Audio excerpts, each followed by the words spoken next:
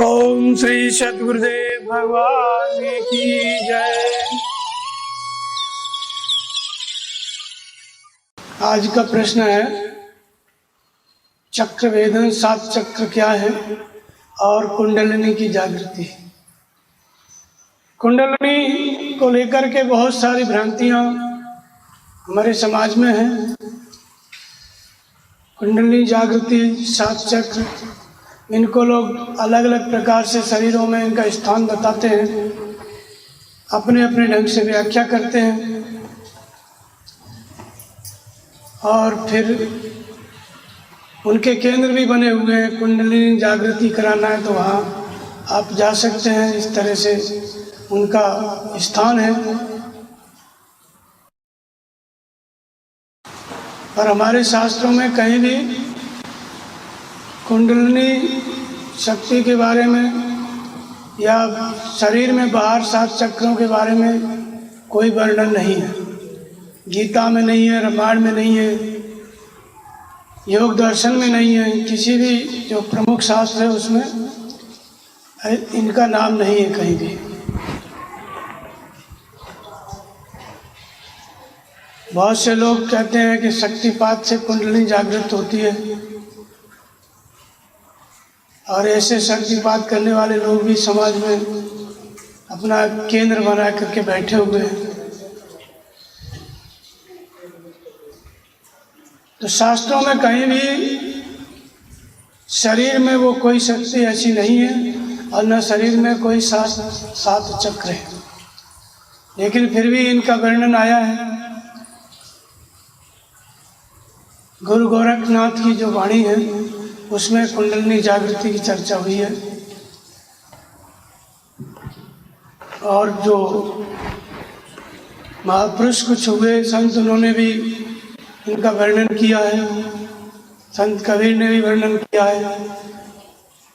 अष्ट कमल दल चरखा बोले, 5 तत्व गुण 3, ऐसे थोड़ा बहुत वर्णन मिलता है, लेकिन मूल शास्त्रों में नहीं है। गीता, रामायण, भागवत और योग दर्शन, वेद और उपनिषद, इनमें कहीं भी कुंडलिनी की चर्चा नहीं है, कहीं भी 7 चक्रों का भी वर्णन नहीं है। अब प्रश्न उठता है कि ये क्या है। 7 चक्र हैं जिसमें सबसे पहले मूलाधार है, फिर स्वाधिष्ठान, मणिपूर्वक, अनाहत, विशुद्ध, आज्ञा और सहस्रार। ये 7 चक्र हैं, इन्हीं को 7 कमल भी कहते हैं। पहला जो होता है 4 दल कमल, जिसको मूलाधार कहते हैं, ये 4 दल कमल है।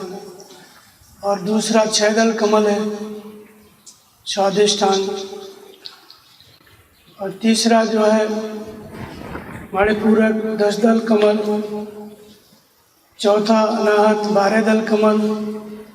और 5वां विशुद्ध जो चक्र है वो 16 दल कमल का है। और आज्ञा जो चक्र है वो 2 दल कमल का है। और सहस्रार जो है सहस्त्र दल कमल का है। तो शरीर में ऐसे लोग बताते हैं आकृति बना करके कि एक मेरुदंड का एक चित्र बना करके बताते हैं कि सबसे नीचे मूलाधार, फिर उसके ऊपर स्वाधिष्ठान, मणिपूरक, अनाहत, विशुद्ध, आज्ञा और सहस्रार, यहाँ तक उसका एक चित्र बना दिए हैं। तो उसको देख के ऐसा लगता है कि शरीर में ये 7 स्थान है, लेकिन ऐसा कहीं कोई स्थान नहीं है। अब साधना की दृष्टि से इनका आध्यात्मिक मतलब जरूर है। स्थूल शरीर में तो ये कहीं नहीं है, लेकिन सूक्ष्म शरीर में, मन के अंतराल में इनका स्थान होता है। ये एक प्रकार की साधना पद्धति को, साधना को, परमात्मा तक पहुंचने वाली दूरी को ये महापुरुषों ने अलग अलग ढंग से बताया, अपने अपने ढंग से व्याख्या की है। रामचरितमानस में इसको कहा गया 7 सोपान, हेमे रुचिर सप्त सोपाना, रघुपति भक्त केर पंथाना। और महाभारत में इसको चक्रव्यूह के 7 द्वार कहा गया, जिसको अभिमन्यु भेदता है, 6 द्वार तक चला जाता है। ऐसे ही भागवत में 7 प्रकार के पक्षियों का वर्णन आया। 7 तरह के पक्षी है, 7 आकाश हैं, उसका भी संबंध इसी से है। 7 भूमिकाएँ, 7 सोपान, 7 खंड, 7 ऋषि, ऐसे ही ये 7 चक्र, ऐसे ही ये 7 कमल। तो कुंडलिनी शक्ति और 7 चक्र,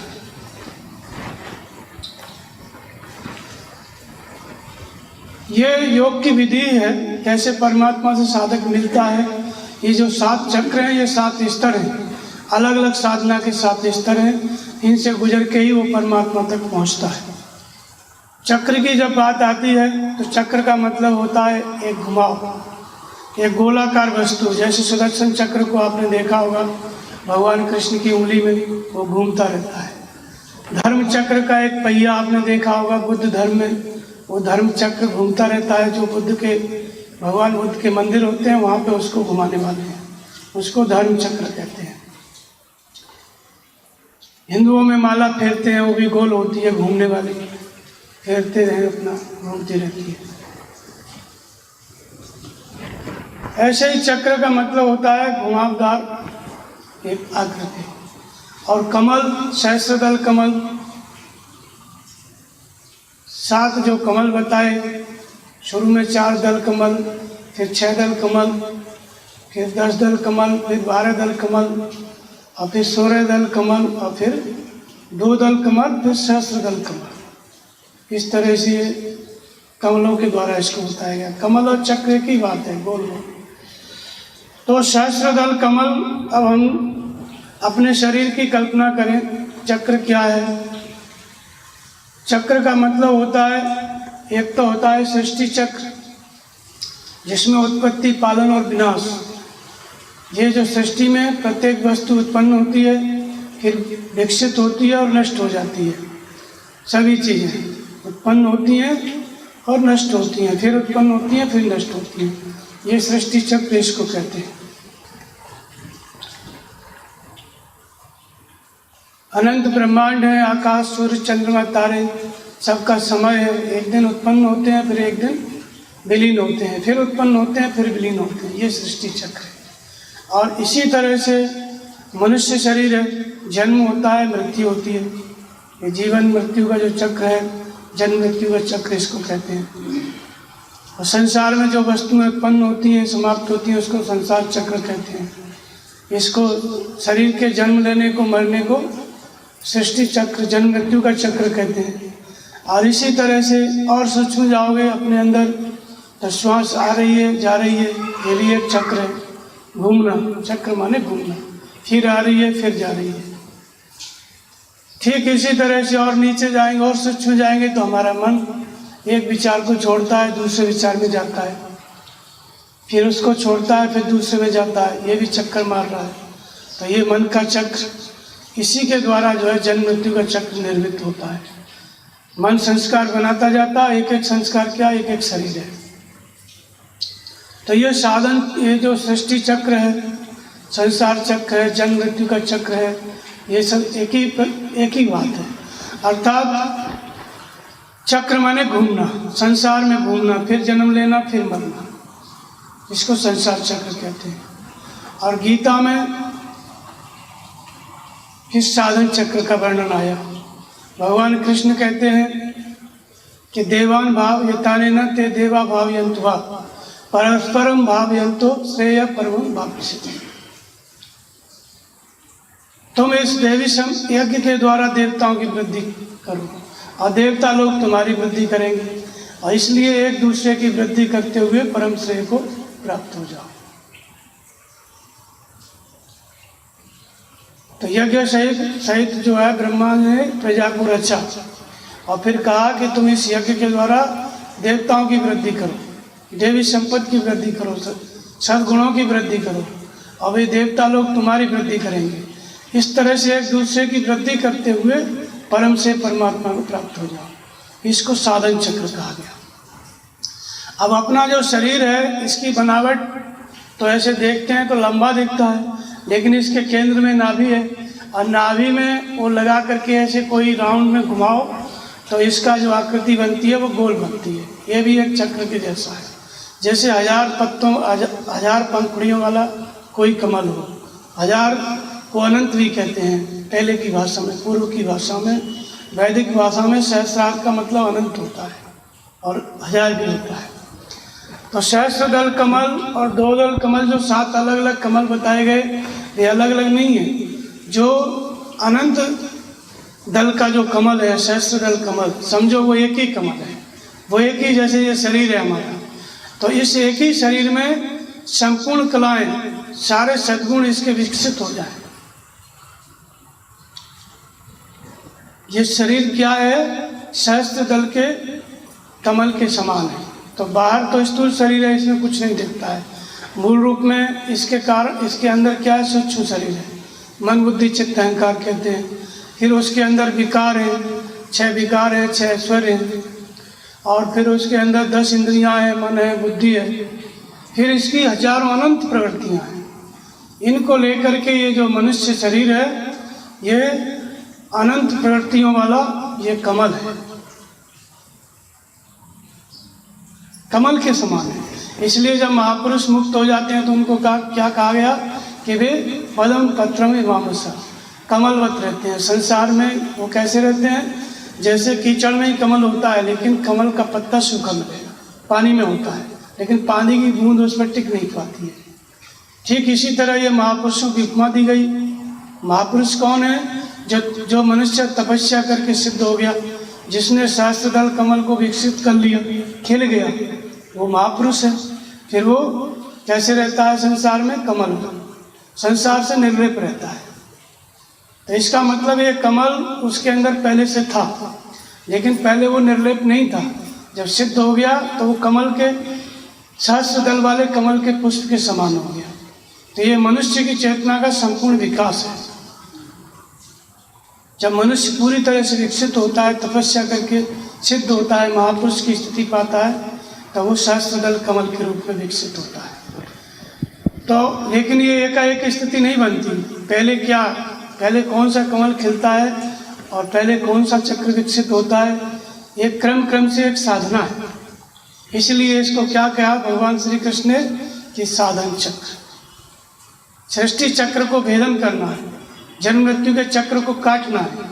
तो फिर उसका उपाय क्या है? साधन चक्र, धर्म चक्र। इसके द्वारा आप सृष्टि चक्र को भेदन कर सकते हैं।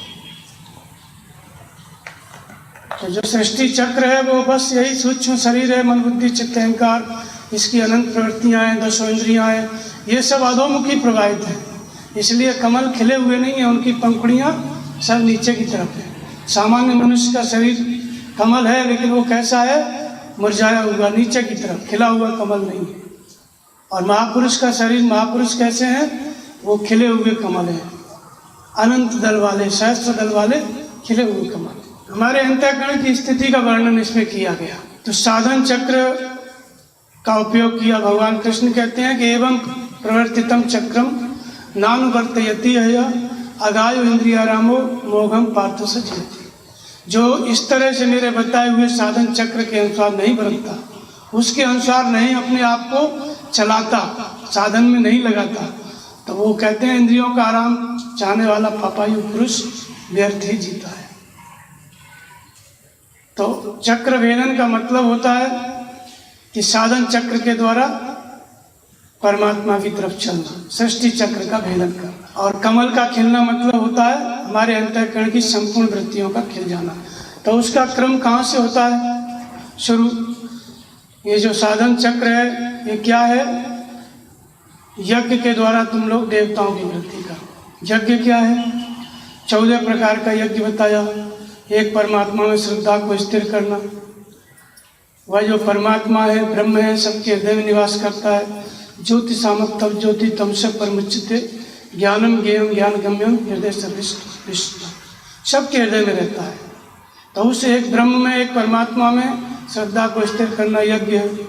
फिर इंद्रियों का संयम यज्ञ है, स्वयं का अध्ययन करना यज्ञ है, योग के अंगों का अनुष्ठान करना यज्ञ है। फिर श्वास प्रश्वास में नाम का जप करना यज्ञ है, स्वयं का अध्ययन करना यज्ञ है, महापुरुष की सेवा में द्रव्य लगाना यज्ञ है। ये जो कुछ भी बताए 14 प्रकार के यज्ञ, इनको करना क्या है? कर्म है। तो भगवान कहते हैं कि इस यज्ञ के द्वारा देवताओं की वृद्धि करो। देवता का मतलब जो देने की ताकत है। क्या देने की ताकत है? जो तुम्हें परम तत्व परमात्मा के स्वरूप को प्रदान करेगा, उस स्वरूप तक की दूरी तय कराती है। इसलिए देवी संपत्ति कही गई। भगवान कृष्ण कहते हैं कि अर्जुन तू देवी संपत्ति को प्राप्त हुआ है, इसलिए मुझे प्राप्त होगा। तो ये यज्ञ के द्वारा क्या बढ़ता है? देवी संपत्ति बढ़ती है, ईश्वरीय गुण बढ़ते हैं, सद्गुण बढ़ते हैं। और जब सद्गुण पूरी तरह विकसित हो गए तो जो जीव था वो ईश्वर हो जाता है, परम श्रेय की प्राप्ति हो जाती है। तो ये इसको क्या कहा गया? साधन चक्र, एक घुमाव है। जब सृष्टि की तरफ हमारी चेतना चल रही है, हमारा शरीर संसार से संबंधित है, इंद्रियां संसार से संबंधित है, हमारा मन बुद्धि चित्त है, सब कुछ संसार से कनेक्ट है, संसार से जुड़ा हुआ है, नीचे की तरफ प्रवाहित है समग्र चेतना। और किधर घूम रही है? सृष्टि चक्र में घूम रही है। हम किधर घूम रहे हैं? जन्म मृत्यु के चक्र में घूम रहे हैं। इसको भेदना है, इसको तोड़ना है। तो फिर इसको तोड़ने के लिए उल्टा घूमना पड़ेगा। उसको कहा साधन चक्र। साधन चक्र मतलब साधन के भजन में लगना, साधना करना। तो वो साधना क्या बताया? यज्ञ। यज्ञानाम जप्यज्ञस्मि। तो श्रद्धा को हृदय स्थित ईश्वर में स्थिर करना, महापुरुष की पहचान हो गई तो उनमें उनका स्मरण करना, ध्यान करना और फिर नाम का जप करना, ये साधन बताया। जब हम इस साधन में लगते हैं तो हमारे अंदर जो देवी संपद है, जो परमदेव परमात्मा का देवत्व अर्जित कराती है, परमात्मा तक की दूरी तय कराती है, उसका विकास होने लगता है, वो बढ़ने लगती है। इसलिए इसको साधन चक्र कहा गया। जब साधन चक्र में लगते हैं तो सृष्टि चक्र को तोड़ते हैं, तो इसको चक्र वेदन कहा गया। तो सबसे पहला कौन सा है? मूलाधार। मूलाधार का मतलब ये मूल है। हमारा जो नीचे की तरफ जो यात्रा हम कर रहे हैं जन्म मृत्यु के चक्र में, इसका मूल कारण क्या है? ये मन बुद्धि चित्त अहंकार। ये 4 दल वाला कमल है, मन बुद्धि चित्त और अहंकार। तो ये किधर प्रवाहित है? इसकी पंखुड़ियां नीचे की तरफ है। मन योजना बनाता है, योजना बनाने वाली शक्ति को क्या कहते हैं? मन। और योजना के अनुसार हम चिंतन करने लग गए तो उसको कहते हैं चित्त। चिंतन करने वाली शक्ति चित्त है। और चिंतन करते करते निर्णय लेने लगे, निर्णय लेने वाली जो शक्ति है उसका नाम बुद्धि। और निर्णय के अनुसार कार्य हो गया तो अहंकार। हमने ये किया, हम ये करेंगे, हमको वो करना है। तो ये चतुष्टय अंतःकरण, ये 4 दल का कमल है, लेकिन ये खिला हुआ नहीं है। इसी को मूलाधार कहते हैं। यही मूल आधार है। चाहे इसके द्वारा हम संसार में प्रवर्त रहे, हमारी समग्र चेतना, पूरी ऊर्जा, पूरी शक्ति संसार में प्रवाहित है नीचे की तरफ। और जब हम इसको उधर से समेट लेते हैं तो ये ऊपर की तरफ प्रवाहित हो जाता है। इसलिए इसको मूलबंध भी कहा गया, मूलाधार भी कहा गया।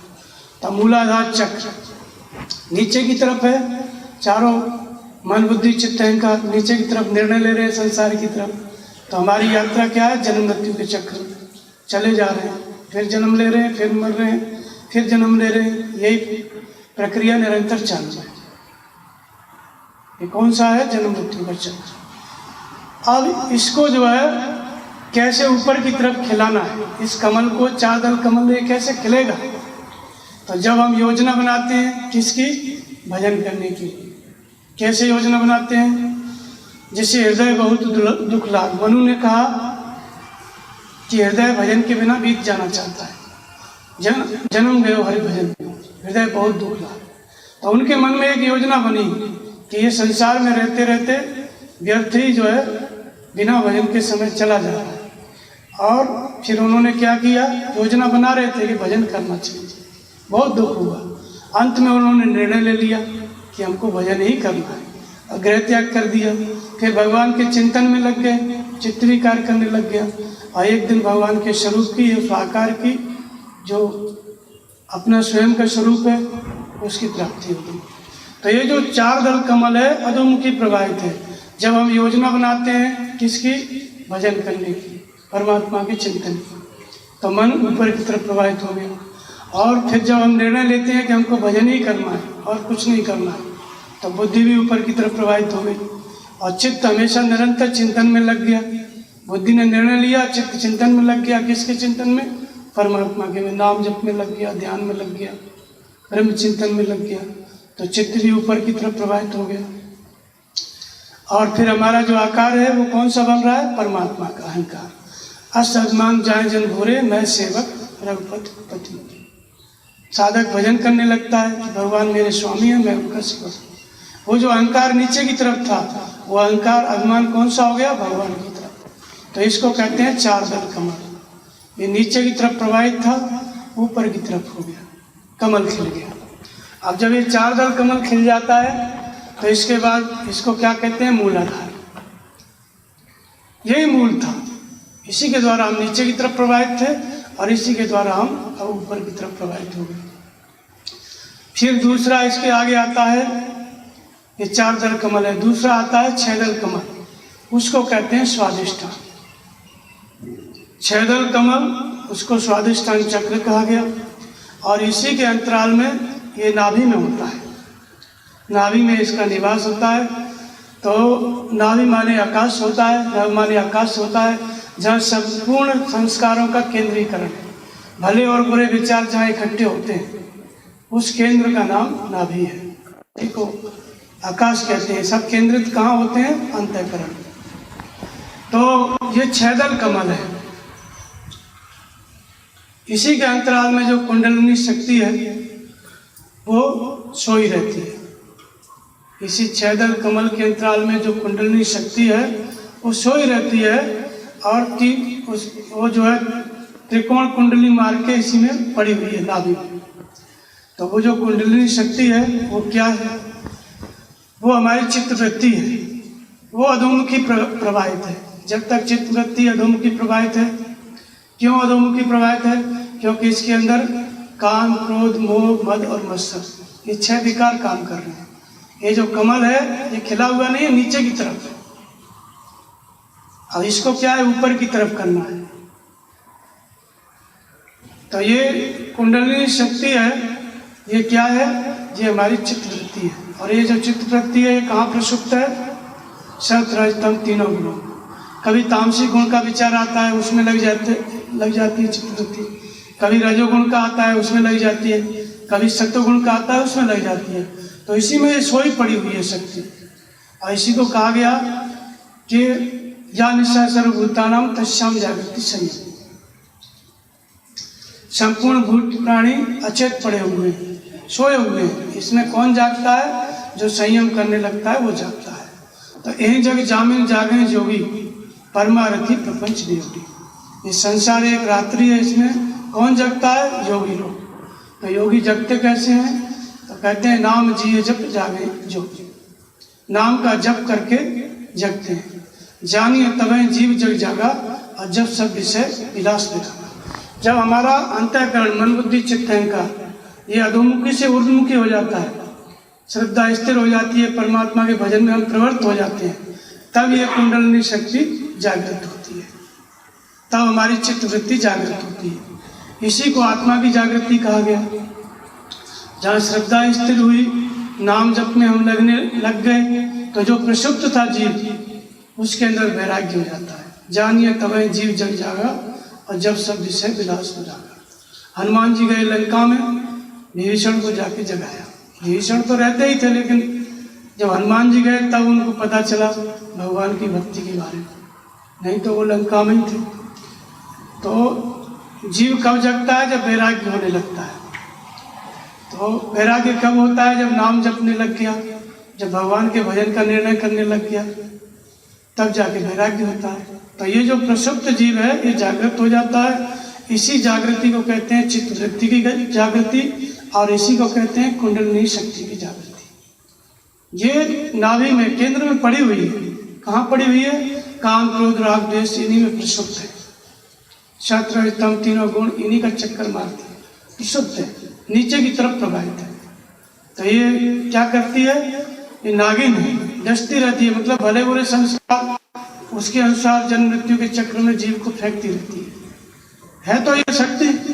और यही शक्ति जब जग जाती है तो अधोमुखी से ऊर्ध्वमुखी हो जाती है।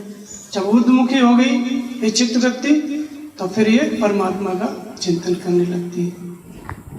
तब यहाँ पे कौन से कमल है? 6 दल कमल। 6 दल कमल मतलब जो काम क्रोध राग काम क्रोध लोभ मद मोह मद और मत्सर, ये जो 6 विकार थे ये नीचे की तरफ था, खिला हुआ नहीं था। प्रसुप्त थी चित्तवृत्ति, अधोमुखी थी, कुंडली शक्ति प्रसुप्त पड़ी थी। और जैसे ये 6 दल कमल खिला, किसके रूप में?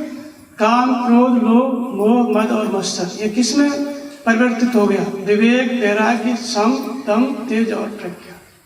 ये जो खट विकार थे खडेश्वर में परिवर्तित हो गए। तो ये 6 दल कमल खिल गया। अधोमुखी था तो काम क्रोध लोभ चित्तवृत्ति उधर थी, ऊर्ध्वमुखी हो गई तो विवेक वैराग्य सम दम तेज और प्रज्ञा इससे संयुक्त हो गई। तो कामना करता था, अब उसके अंदर क्या आने लगा? विवेक। विवेक का मतलब होता है सत्य क्या है असत्य क्या है, इसको जानना और सत्य पे आरूढ़ रहना। तो विवेक से क्या है? कामना नष्ट होने लगती है। अब वैराग्य का मतलब देखे सुनी विषय वस्तुओं में राग का अभाव, फिर इंद्रियों का दमन होने लगा, मन का समन होने लगा, ईश्वरीय तेज मिलने लगा, भगवान का निदर्शन मिलने लगा, और प्रज्ञा अर्थात बुद्धि उसको समझने लगी। ये खड ऐश्वर्य, खड विकार जो थे 6 विकार थे 6 ऐश्वर्य में परिवर्तित हो गए। तो ये 6 दल कमल। इसका नाम क्या है? कौन सा चक्र है? स्वादिष्ठान। जहाँ खड विकार खड ऐश्वर्य में परिवर्तित हुए, चित्तवृत्ति जो अधोमुखी प्रवाहित थी वो जागृत हो गई, आत्मा जागृत हो गई, मार्गदर्शन करने लगी, भगवान बताने लगे। तो जो जीव है वो ऊपर की तरफ यात्रा करने लगता है, और जीव की जो शक्ति है चित्तवृत्ति है वो भगवान की तरफ चलने लगती है, भजन करने लगती है। तो ये कुंडली जागृत हो गई। तो ये 6 दल कमल, इसको क्या कहा गया? स्वादिष्ठान चक्र। स्वादिष्ठान का मतलब होता है स्वयं स्वरूप के लिए, स्वयं के लिए, अपने सहज स्वरूप की प्राप्ति के लिए अनुष्ठान करने लग गया, साधना करने लग गया, भजन में प्रवृत्त हो गया। इसलिए इसको क्या नाम दिया? स्वादिष्ठान चक्र। चक्र वही है, साधन चक्र, नाम का जप करना, ध्यान करना, वही प्रक्रिया है। उसी से 4 दल कमल खिला, मन बुद्धि चित्त अहंकार अधोमुखी से ऊर्ध्वमुखी हुए। और जब श्रद्धा स्थिर हो गई, भीतर से आत्मा जागृत हो गई, चित्तवृत्ति जागृत हो गई जो अधोमुखी प्रवाहित थी, तब यही कौन सा चक्र हो गया? स्वादिष्ठान चक्र। स्वयं के लिए अधिष्ठान अनुष्ठान करने लग गया, सहज स्वरूप के लिए, अपने स्वरूप की प्राप्ति के लिए। पहले ये किसमें प्रवृत्त था? संसार में कुछ न कुछ पाने के लिए प्रवृत्त था। अब विवेक वैराग्य से संयुक्त होकर के अपने स्वरूप को पाने के लिए आगे बढ़ने लगता है। इसलिए 6 दल कमल। तो स्वादिष्ठान स्वयं स्वरूप का अधिष्ठान करने लगता है, उसका अनुष्ठान करने लगता है, भजन करने लगता है। इसके बाद आता है मणिपूरक, इसको कहते हैं 10 दल कमल। अब ये जो 10 दल कमल है ये क्या है? तो 10 दल कमल का मतलब होता है 10 इंद्रियां। 10 इंद्रियां जो अधोमुखी प्रवाहित थी, विषयों की तरफ प्रवाहित थी, वो अधोमुखी से ऊर्ध्वमुखी हो गई, तो 10 दल कमल खिल गया। वास्तव में प्रत्येक व्यक्ति के अंदर जो 10 इंद्रियां हैं, इन्हीं 10 इंद्रियों के द्वारा हम संसार से कनेक्ट हैं, संसार में प्रवृत्त हैं, और जब इन्हीं का संयम कर लेते हैं तो परमात्मा से जुड़ जाते हैं। तो इंद्रियां क्या है? संसार और परमात्मा के बीच में एक ब्रिज है, एक सेतु है। जब नीचे की तरफ है, संसार से जुड़ी है, तो इसी को दशानन कहते हैं, 10 इंद्रियों के विषयों की प्रवृत्ति। तब ये कमल खिला नहीं है, नीचे की तरफ इसकी पंखुड़ियां। और जब 10 इंद्रियों का संयम करने लग गया साधक, तो इसी का नाम दशरथ है, कमल खिल गया। दशरथ के पुत्र राम हुए, और रावण का पुत्र कौन है? मेघनाथ है, काम है, काम रूपी मेघनाथ। तो 10 दल कमल इसको कहा गया। और इसका नाम क्या है? मणिपूरक। मणिपूरक का मतलब होता है, मणि माने एक एक श्वास क्या है? हमारी मणि के समान है, तेरी हीरा जैसी श्वासा बातों में बीती जाए। कबीर कहते हैं, क्या गाऊं क्या बजाऊं ढोल, एक एक श्वास आजाद है 3 लोग का मोल। एक एक श्वास की कीमत क्या है? 3 लोग। 3 लोग भी छोटे हैं उसके आगे, इतनी बड़ी। इसलिए इसको क्या कहा महापुरुषों ने? हीरा कहा, हीरा जैसी श्वास। और इसी को मणि कहते हैं। ये श्वास मणि कब होती है? जब इसमें परमात्मा की भक्ति प्रवाहित हो जाती है, जब हम परमात्मा से जुड़ जाते हैं तो हम किससे जुड़े थे? अधोमुखी प्रवाहित थी दसों इंद्रियां, संसार से जुड़े थे, परमात्मा से अलग थे, विभक्त थे। और जब दसों इंद्रियों को संयमित कर लिया, संयमित हो गई, तो 10 दल कमल खिल गया। और हम किससे जुड़ गए? परमात्मा से। इंद्रियां संयमित हुई तो परमात्मा से जुड़ गए। तो तात भक्ति मणि उड़ बस जाके और दुख लवलेशन सब मिलता है। फिर यहाँ कौन सी मणि की पूर्ति करने वाली हो जाती है? भक्ति रूपी मणि। और भक्ति रूपी मणि है क्या? परम प्रकाश रूप दिन राती, नहीं तो चाहिए दिया पाती। मणि का प्रकाश कैसा होता है? उसमें दिए में तेल डाला जाता है तब उजेला होता है, बल्ब में लाइट आती है तब उजेला होता है। लेकिन मणि क्या है? स्वयं प्रकाश रूप दिन राती, उसका अपना प्रकाश होता है। तो ऐसे ही जब दसों इंद्रियां संयमित हो जाती हैं तो वो भगवान से जुड़ गया। भगवान से जुड़ गया तो उसको किसका प्रकाश मिलने लगा? भगवान का मार्गदर्शन मिलने लगा, भगवान और अच्छे ढंग से बताने लगे, योगक्षेम करने लगे। तो ये भक्ति रूपी मणि की पूर्ति करने वाला है, इसलिए मणिपूरक इसको नाम दिया गया। और भक्ति का सूक्ष्म रूप क्या है? कब हम जुड़ जाते हैं? तो निरंतर परमात्मा का चिंतन, अर्थात हर श्वास में नाम का चिंतन। श्वास श्वास पे राम को वृथा श्वास नहीं खोए, और ना जाने श्वास का आवन होने न होए। जब श्वास श्वास पे नाम जपने लग गए, दूसरे विचार शांत हो गए, तो हम परमात्मा से जुड़ जाते हैं। ये संभव कब होता है? जब दसों इंद्रियां अधोमुखी से ऊर्ध्वमुखी हो जाती है। परमात्मा से इंद्रियां जुड़ गई तब श्वास परमात्मा से जुड़ जाती है, तब ये भक्ति रूपी मणि का प्रकाश मिलने लगता है। तो ये इसको क्या कहा गया? मणिपूरक कहा गया। भक्ति रूपी मणि की पूर्ति करने वाला है, इसलिए इसको मणिपूरक कहा गया। और ये 10 दल कमल है, दसों इंद्रियों का अधोमुखी से ऊर्ध्वमुखी हो जाना, ये 10 दल कमल का खिलना है। और इसके आगे आता है अनाहत। अनाहत का मतलब होता है आहत नहीं होना, जो किसी परिस्थिति से आहत न हो, इसलिए अनाहत नाम दिया गया। तो ये अनाहत की स्थिति कब आती है? जब दसों इंद्रियां तो अधोमुखी से ऊर्ध्वमुखी हो गई, अब 2 और इसमें जुड़ गया, ये 12 दल कमल है। 2 क्या जुड़ गया? एक तो संकल्प, परमात्मा प्राप्ति का जो मन है, उसने प्रबल संकल्प कर लिया कि मुझे भगवान को ही प्राप्त करना है। जैसे विभीषण कहते हैं कि राम सत्य संकल्प प्रभु और सवा काल वस्तु, हमें रघुवीर शरण अब जाओ देवजन खोए। राम विभीषण ने संकल्प किया कि राम ही परम सत्य है। तो यहाँ पे 12 दल कमल, दसों इंद्रियां तो थी ही, निश्चय हो गया साधक का, प्रबल संकल्प हो गया कि अब केवल परमात्मा को ही प्राप्त करना है। मन ने केवल एक योजना बनाई, केवल परमात्मा की प्राप्ति, जो इधर उधर होता रहता था। जब भक्ति रूपी मणि प्राप्त हो गई, भगवान से जुड़ गया, तो उसका संकल्प दृढ़ होने लगता है। तो मन और बुद्धि और निश्चय प्रबल हो जाता है, क्योंकि भगवान की अनुभूति मिलने लगती है और उस निश्चय पर अडिग रहता है। जैसा निर्देशन मिला उसी निर्णय पर साधक अडिग रहने की क्षमता आ जाती है। इसलिए 10 इंद्रियां, मन और बुद्धि, ये अधोमुखी से ऊर्ध्वमुखी हो गए। तो ये क्या है? 12 दल कमल। और इसकी स्थिति क्या है? अनाहत। ऐसी स्थिति में क्या होता है? साधक आहत नहीं होता है। आहत होने का मतलब क्या है? जब आप साधना में चलेंगे तो विघ्न आएंगे, और बड़े बड़े विघ्न आते हैं। जैसे मीराबाई थी, जहर दिया गया। जब प्रहलाद थे, प्रहलाद को हाथियों से कुचलवाया गया, ऊपर पहाड़ से फेंका गया। ये सब साधना के विघ्न हैं। हर महात्मा के जीवन में ये विघ्न आते हैं। तो जब ये इस चक्र में प्रवेश कर जाता है, जब 12 दल कमल खिल जाता है साधक का, अनाहत इसको कहते हैं, तब वो आहत नहीं होता है। किसी भी प्रकृति की स्थिति से, परिस्थिति से, हर परिस्थिति का सामना करने की क्षमता उसके अंदर होती है। इसलिए इस चक्र को क्या कहा गया? अनाहत। 10 इंद्रियां तो अधोमुखी से ऊर्ध्वमुखी हो गई थी पहले, मन और बुद्धि भी ऊर्ध्वमुखी हो गई, तो 12 दल कमल इसको कहा गया। ये एक ही शरीर में, एक ही अंतःकरण की सभी वृत्तियां धीरे धीरे खिलती चली जा रही हैं। ये अलग अलग स्थान पे अलग अलग कमल नहीं है, ये सब मन के अंतराल में चल रहा है सब कुछ।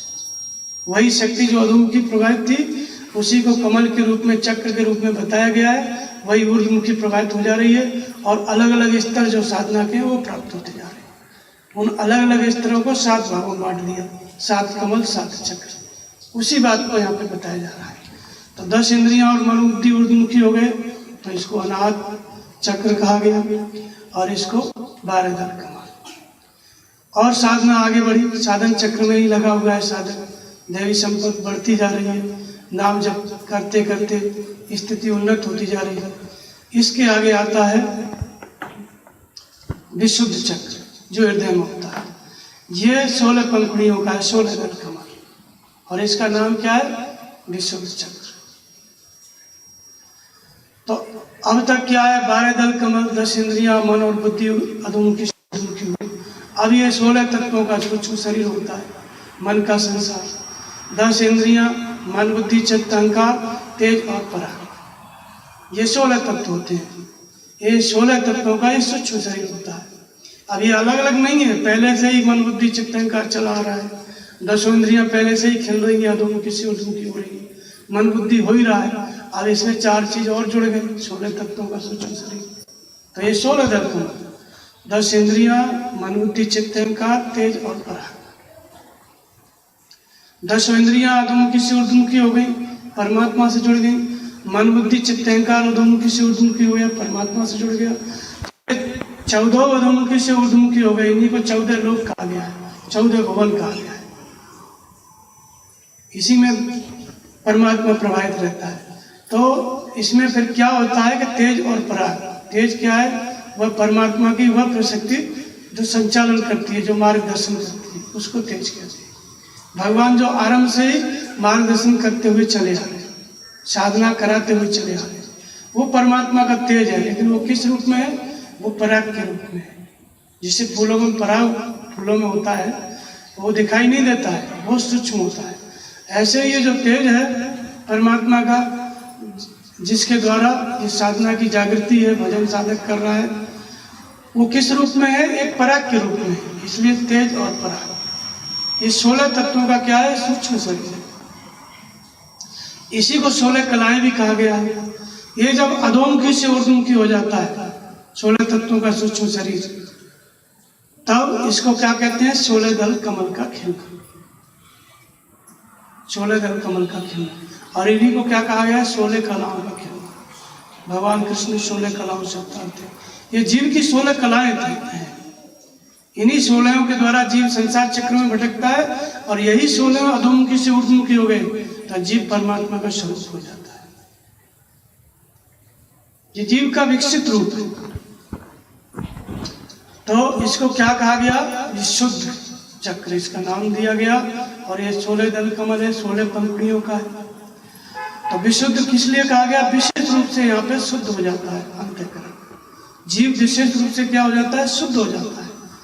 तो योग युक्त तो विशुद्ध आत्मा, विजित आत्मा, जितेंद्रिय, सर्वभूतात्मा भूतात्मा, कुर्वन् न लिप्यते। योग युक्त, जो योग से युक्त हो जाता है। जब 16 तत्वों का सूक्ष्म शरीर अधोमुखी से ऊर्ध्वमुखी हो गया, तब वो योग से युक्त हो गया, परमात्मा से जुड़ गया। तो वो क्या हो गया? विशुद्ध आत्मा, विशेष रूप से शुद्ध हो गया। विजित आत्मा, वो क्या है? जीती हुई इंद्रियों वाला है। मन, शरीर और इंद्रियों को जिसने जीत लिया है, इसलिए जितात्मा कहते हैं उसको। तो विशुद्ध और जितात्मा, मन से इंद्रियों को जीत लिया इसलिए जितात्मा, और जीतने के बाद ही विशेष रूप से शुद्ध होता है, इसलिए विशुद्ध आत्मा। कुर्वन् अपि न लिप्यते, करते हुए भी लिपायमान नहीं होता है। ये महापुरुष की स्थिति है, लेकिन वही सद्गुण यहाँ पे विकसित हो रहा है, इसलिए इसको विशुद्ध चक्र कहा गया। विशेष रूप से शुद्ध हो जाता है। ये कहाँ खिलता है? हृदय में खिलता है। ये चक्र वही है, साधन चक्र, उसी का विकास हो रहा है। पहले 4 पंखुड़ियाँ खिली, फिर 6 पंखुड़ियाँ खिली, वही एक ही कमल। फिर इसके बाद 10 पंखुड़ियाँ खिल गई, और फिर 12 खिल गई, और फिर 16 पंखुड़ियाँ खिल गई। अब कमल का जो पुष्प होता है उसके बीच में 2 पंखुड़ी होती है, और नीचे बहुत होती है, नीचे 4 होती है, ऐसा उसका आकृति होती है। तो अब इसमें क्या है? जब 16 तत्वों का सूक्ष्म शरीर अधोमुखी से ऊर्ध्वमुखी हो गया, 16 दल खिल गया, पूरी तरह भगवान के प्रति समर्पित हो गया, विशेष रूप से शुद्ध हो गया अंतःकरण। तब इसके अंदर कौन सी क्षमता आ जाती है? आज्ञा पालन, आज्ञा चक्र इसको कहा गया। 2 दल कमल, भगवान है और हम हैं, बीच में माया शांत। माया नष्ट नहीं हुई है, लेकिन माया निष्क्रिय हो गई। भगवान के आदेश के अनुसार चलने की क्षमता। आदेश तो आरंभ से ही मिल रहा है। चतुष्ट अंतःकरण, 4 दल कमल खिला तभी से, कुंडलिनी शक्ति जागृत हुई तभी से। ये कुंडलिनी शक्ति जागृत होकर के ऊपर की तरफ चलने लगती है, सहस्रार दल की तरफ, अर्थात चित्त वृत्ति अधोमुखी से उद्मुखी होकर के परमात्मा के चिंतन में लगती चली जा रही है। साधना में साधन चक्र के अनुसार बढ़ती चली जा रही है चित्त वृत्ति, और ये जो कमल है ये खिलते चले जा रहे हैं। चक्रों का भेदन होता चला जा रहा है। भेदन होते होते कहाँ पे आ गया? आज्ञा चक्र। ऐसी स्थिति आ गई, इस स्थिति में साधक आ गया कि भगवान आज्ञा दे रहे हैं और वो चल रहा है। तो भगवान कृष्ण इसको कहते हैं तेषामेवानुकं पार्थ अहम अज्ञानजन्मतम नाश्यामि आत्मभावस्तु ज्ञान रूपिणी भाषते। मैं उसकी आत्मा से अभिन्न होकर के रथी बन के खड़ा हो जाता हूँ, ज्ञान देता हूँ, अर्थात मार्गदर्शन करता हूँ। उसकी हर परिस्थिति, त्रिकालज्ञता, तीनों कालों की जानकारी देता हूँ, और साधक मेरी बात को समझता है और फिर वो अपने स्वरूप की तरफ बढ़ता है। तो भगवान आज्ञा दे रहे हैं, साधक समझ रहा है। वहाँ रामायण में कहा गया सखा सोच त्यागो बल मोरे सब विध घटक काज मत हो। ये सुग्रीव तुम सोचना बंद कर दो, तेरा सारा कार्य मैं करूँगा, सब विध घटक काज मत हो। तो ये भी साधना का यही स्तर है, आज्ञा चक्र।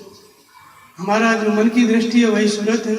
भजन करते करते ऐसा स्तर आ गया कि अपना जो निर्णय लेता था साधक, वो उसका निर्णय छूट गया, अपना निर्णय लेना बंद कर दिया और भगवान के निर्णय को समझने लगा और चल लगा।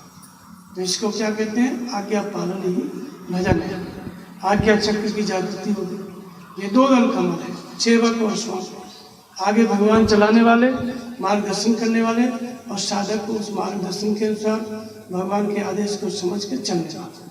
तो आज्ञा चक्र। जब माया शांत हो गई तो आगे फिर प्राप्ति ही बाकी है।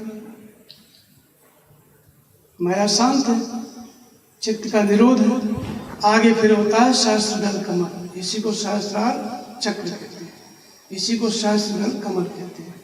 अब जो 16 तत्वों का सूक्ष्म शरीर अधोमुखी से ऊर्ध्वमुखी हो गया, फिर कौन सी अनुभूति मिली? भगवान की आज्ञा के अनुसार चलने की क्षमता आ गई, आज्ञा चक्र। और सेवक स्वामी आमने सामने, भगवान चलाने वाले, साधक चलने वाले। माया शांत हो गई तो आगे सहस्त्र दल कमल में माया पूरी तरह से समाप्त हो जाती है। इसी को सहस्त्र दल कमल कहा गया और इसी को सहस्त्रार चक्र कहा गया। ये क्या है सहस्त्र दल कमल? ये हमारा अंतःकरण, हमारा मन, हमारी इंद्रियां, ये जो सब मिलके जो अनंत प्रकार के संकल्प करते थे, अनंत वृत्तियां जो अधोमुखी प्रवाहित थी, अनंत अनंत प्रकार से हम संसार की तरफ सोचते ही रहते थे, वे सब अनंत वृत्तियां क्या हो गई? अधोमुखी से ऊर्ध्वमुखी प्रवाहित। सहस्र वृत्तियां, अनंत वृत्तियां अधोमुखी से ऊर्ध्वमुखी प्रवाहित हो गई, तो इसको कहते हैं सहस्त्र दल कमल। और इसी सहस्त्र दल कमल में भगवान विष्णु का निवास है, 7वीं भूमिका इसको कहते हैं। तो जब सहस्त्र वृत्तियां अधोमुखी से ऊर्ध्वमुखी हो गई, जिधर भी साधक दृष्टि डालता है केवल परमात्मा ही दिख रहे, जो भी विचार आता है परमात्मा का आता है, दूसरे सारे विचार शांत हो गए, समाधि की स्थिति आ गई। तो इसको इसमें आकर के उसे परमात्मा की प्राप्ति हो जाती है, सहस्त्र दल कमल। अर्थात अनंत वृत्तियां जो अधोमुखी प्रवाहित थी परमात्मा की ओर प्रवाहित हो गई। जब परमात्मा की ओर प्रवाहित हो जाती है तो परमात्मा की प्राप्ति हो जाती है। तो विश्व में अणुरूप में व्याप्त सत्ता है परमात्मा को विदित हो जाता है। तो इसको सहस्त्र दल कमल कहा गया। इसी को भगवान विष्णु का निवास है, उसको कहा गया शेषनाग भी इसी को कहा गया। जब संपूर्ण कामनाएं शेष हो गई, शून्य हो गई, सारी वृत्तियां शांत हो गई, चित्त की वृत्तियों का निरोध हो गया।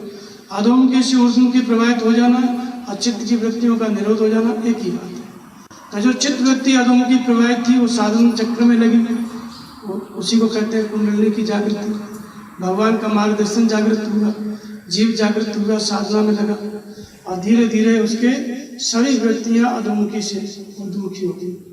पहले इंद्रियां अधोमुखी से ऊर्ध्वमुखी हुई, अंतःकरण चतुष्टय अधोमुखी से ऊर्ध्वमुखी होगा, फिर खड विकार खडेश्वर में बदले, फिर 16 तत्वों का सूक्ष्म शरीर अधोमुखी से ऊर्ध्वमुखी होगा।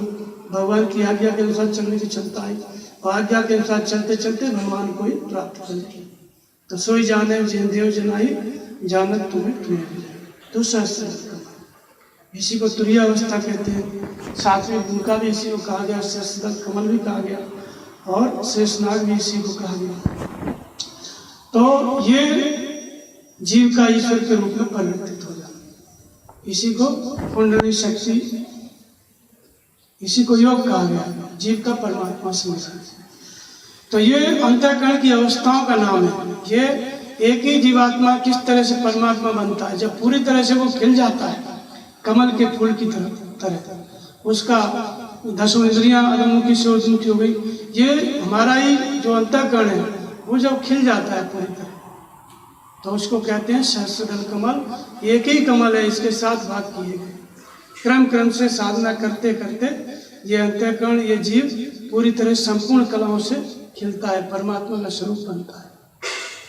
संपूर्ण कलाओं से खिल जाना, इसी का मतलब है अनंत कलाओं से विभूषित हो जाना। और ये अनंत कलाएं क्या है? ये जीव की अनंत वृत्तियां हैं। ये अधोमुखी थी, ऊर्ध्वमुखी हो गई तो अनंत कला हो गई।